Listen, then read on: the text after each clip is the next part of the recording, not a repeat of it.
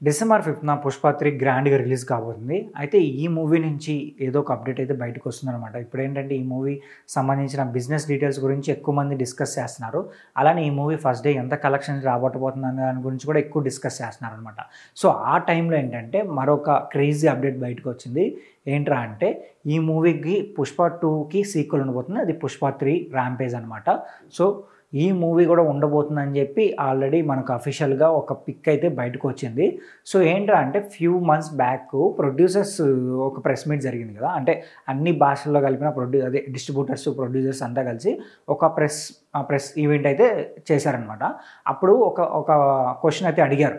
So 'Pushpa 2' కూడా ఒక sequel ఉండబోతుందా? Maybe 'Pushpa 3' ఉండబోతుందా అని అడిగితే ప్రొడ్యూసర్స్ ఏమన్నారంటే మేబీ ఉండొచ్చు. సో దానికి సంబంధించిన క్లిప్ హ్యాంగర్ అయితే సో మేము అనుకుంటున్నాము. బట్ ఇంకా అఫీషియల్‌గా అయితే ఏం డిసైడ్ చేయలేదు అని చెప్పి ఆ టైంలో చెప్పారనమాట.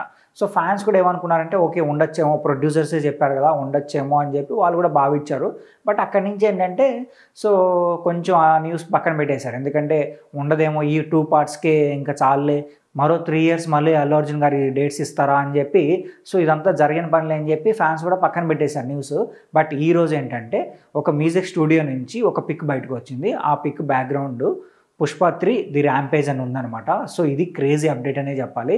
అయితే ఇంకొక న్యూస్ ఏంట్రా అంటే ఈ 'పుష్ప 2' ఎండింగ్‌లో 'పుష్ప 3' సంబంధించిన ఒక టీజర్ ఉండబోతుందంట.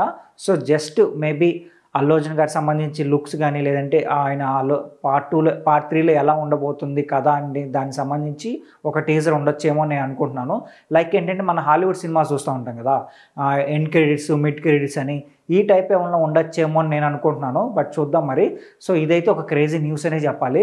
బట్ మళ్ళీ అల్లు అర్జున్ గారు వెంటనే ఈ మూవీకి డేట్స్ ఇస్తారా అంటే అది డౌటే. ఎందుకంటే పక్కాగా త్రివిక్రమ్ గారితో ఒక సినిమా ఉంది. అది కూడా pan world high budget movie అంట. సో ఆ సినిమా అయిపోయిన తర్వాత ఏమన్నా మళ్ళీ 'పుష్ప 3'కి రావచ్చేమో, లేదంటే మధ్యలో ఇంకో 2, 3 మూవీస్ చేసి అలాగే సుకుమార్ గారు కూడా రామ్ చరణ్ గారితో ఒక సినిమా తీయబోతున్నారు.